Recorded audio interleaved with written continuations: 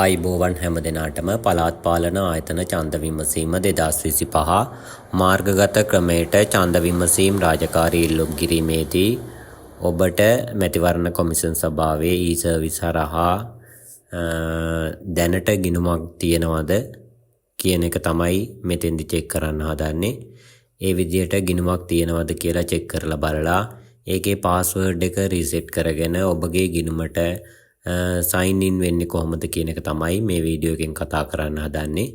අපි එහෙනම් වීඩියෝ එකට ගිහින් බලමු කොහොමද ඔබගේ පරණ ඒ කියන්නේ ඔබ කලින් හදපු ඊ-සර්විස් ගිණුමක් තියෙනවා නම් ඒ ඊ-සර්විස් ගිණුමේ පාස්වර්ඩ් එක රීසෙට් කරගෙන ගිණුමට ඇතුළු වෙන්නේ කොහොමද කියලා.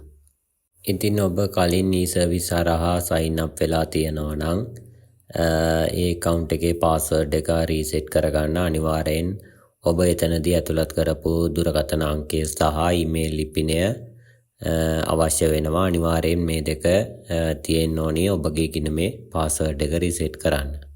මෙතනදී web browser එකක් හරහා මැතිවරණ කොමිෂන් සභාවේ website එකට යන්න.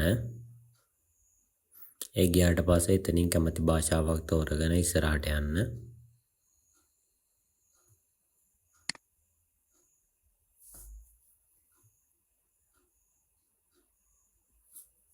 ඊට පස්සේ එතනින් ඊ-සේවා හරහා ඉදිරියට යන්න ඕන.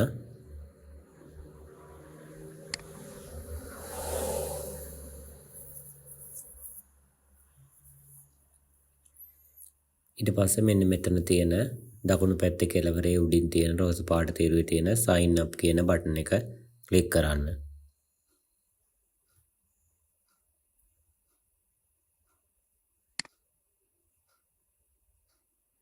ඒ විදිහට ක්ලික් කරාට පස්සේ මෙන්න මේ විදිහේ sign up form එකක් open වෙනවා. එතනට ඔයාගේ තොරතුරු ටික ඇතුළත් කරන්න.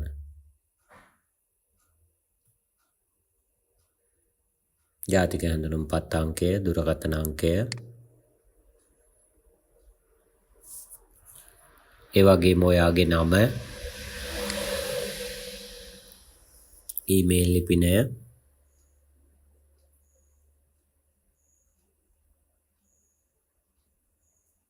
යූසර්නේම් එක වෙබ්සයිට් එක හරහාම එතන ඇතුළත් වෙනවා.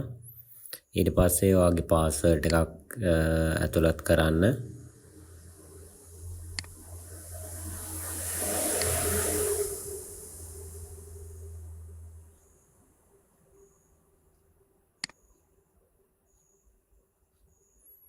ඒ පාස්වර්ඩ් එකම මෙතන නැවත ඇතුළත් කරන්න ඕන. ඇතුළත් කළා මෙන්න මේ I accept the term of service කියන එක ටික් කරන්න. ඊට පස්සේ I am not a robot කියන captcha එක ටික් කරන්න. ටික් කරලා මෙන්න මේ sign up කියන බටන් එක ක්ලික් කරන්න ඕන. ඒ විදිහට ක්ලික් කරාට පස්සේ ඔබට දැනට account එකක් තියෙනවා නම් මෙන්න මෙතන username has already been taken කියලා වැටෙනවා. ඉතින් මේ විදිහට වැටුණාට පස්සේ ඔයාට නැවත sign up වීමේ හැකියාවක් නැහැ.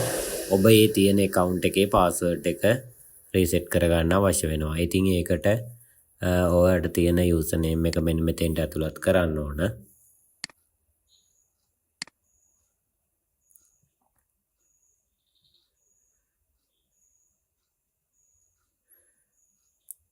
ඒ username එක මෙතෙන්ට ඇතුළත් කරාට පස්සේ මෙන්න මෙතන පහළ sign in කියන රෝස් පාට බටන් එකට යාලින් තියෙනවා forgot password කියලා. ඒ නිල් පාටින් එන්නේ එක ක්ලික් කරන්න. ඒ ක්ලික් කරාට පස්සේ recover your password කියලා form එකක් open වෙනවා. එතෙන්ට මුලින්ම ඇතුළත් කරන්න ඕනේ ඔයාගේ username එක හරි mobile number එක හරි. ඒ කියන්නේ ඔයා මේ ගිණුම හදපු කාලේ දීපු mobile number එක තමයි ඇතුළත් කරන්න ඕන.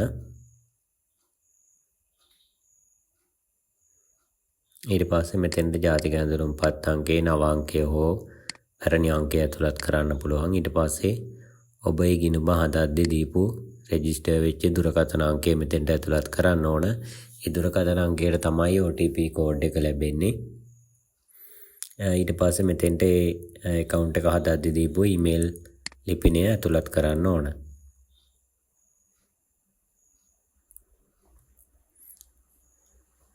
ඒ විදිහට ඒ තොරතුරු ටික ඇතුළත් කරලා මෙන්න මේ captcha එක ටික් කරන්න. ඒ ටික් කරාට පස්සේ පහලින් තියෙනවා රීසෙට් පාස්වර්ඩ් කියලා රෝස පාට බටන් එකක්. ඒක ක්ලික් කරන්න. ඒ විදිහට ක්ලික් කරාට පස්සේ ඔබ ඇතුළත් කරපු ආගේ අර රෙජිස්ටර් වෙච්ච දුරකථන අංකයට අංක 6ක කෝඩ් එකක් මැතිවරණ කොමිෂන් සභාවෙන් ඔබට ලැබෙනවා.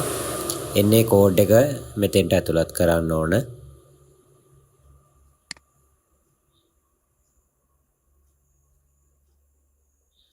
ඒ විදිහට ඒ කෝඩ් එක ඇතුළත් කරලා මෙතන තියෙන කැප්චා එක ටික් කරන්න. ටික් කරලා පහලින් තියෙන සබ්මිට් කියන බටන් එක ක්ලික් කරන්න.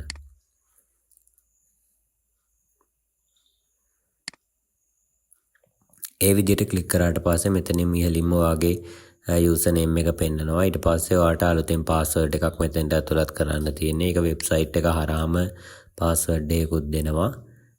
ඒක හෝ ඔබට කැමති පාස්වර්ඩ් එකක් තියෙනවා නම් ඒක මෙතෙන්ට ඇතුළත් කරගන්න පුළුවන්. මේ විදිහට පාස්වර්ඩ් එක කන්ෆර්ම් කරන්න නැවත ඒ පාස්වර්ඩ් එකම ඇතුළත් කරන්න ඕන. ඇතුළත් කළා මෙන්න මේ පහලින් තියෙන සේව් කියන බටන් එක ක්ලික් කරන්න. ඒ විදිහට ක්ලික් කරාට පස්සේ